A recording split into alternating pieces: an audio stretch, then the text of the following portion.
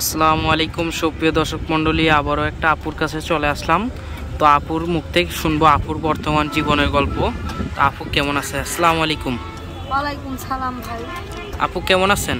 আর ভাই কিভাবে ভালো থাকবো ভাই, সবাই তো হয়তো শুনতেছে কি জানি না, আমাকেও ছাপড়ারা ছিল ভাই, এক ভাই কষ্ট করে বাইন্দা দিছিল, সেই ছাপড়ারা বন্যা একেবারে তলি ভাইসা গেছে গা ভাই।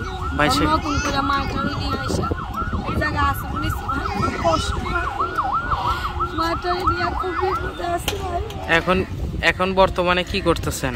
ভাই বর্তমানে কি করবো, কিছু করতেও পারি না, কোন জায়গায় বাইরেতেও পারি না, পানির জন্য কোন জায়গায় যাইতেও পারি না। তো আপনারা বর্তমানে এখন কোন জায়গাতে আছেন আর কি? আমাকে এখানেই থাকি ভাই। এই জায়গা কোন জায়গার নাম নাই? এই জায়গায় থাকি ভাই। বর্তমানে কি করবো, একজনের জায়গায় আশ্রয় নিছি ভাই, আর সব জায়গা পানিতে তলাইয়া রয়েছে।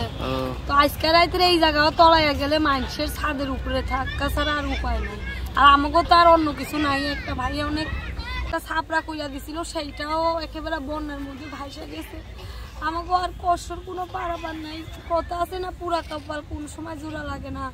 এই আমাকে অবস্থা ভাই, বুঝছেন, যে চাইটা রান্না করে খামুদুরির কথা মানুষের বাসা দিয়ে চাই আনবো, সেই উপায়ও নাই আমার। এখন কি খাওয়া দাওয়া করছেন সকাল ধরে? না না ভাই, সকাল ধরে কিচ্ছু খাই নাই, গেলে এই পর্যন্ত পানিও খাই না।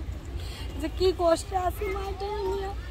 এখন আপনার মা কি সুস্থ আছেনি? আপনারা সুস্থ আছেন? জি এমনি ভালো আছি আল্লাহর রহমতে ভাই। এখন আপনি দর্শকদের কাছে কি বলতে চান সেটা বলুন ভাই। যদি কারো দয়া লাগে, যদি কারো ভালো লাগে, আমার সবকিছু যাই না, যদি আমার পাশে দাঁড়াইয়া বর্তমানে একটু হেল্প করে তাহলে খুব ভালো হইব, বুঝছেন। কারণ খুব কষ্টের ভিতরে আছি মাটারি নিয়ে।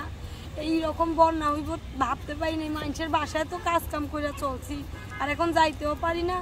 মানুষের বাসায় যাইয়া যে আইনা খামু, সেইটাও উপায় নেই। ও আচ্ছা আচ্ছা। তো সুপ্রিয় দর্শক মন্ডলী, আফুর মুখ থেকে শুনলেন আফুর জীবনের গল্প, এখন বর্তমানে কি অবস্থা আছে।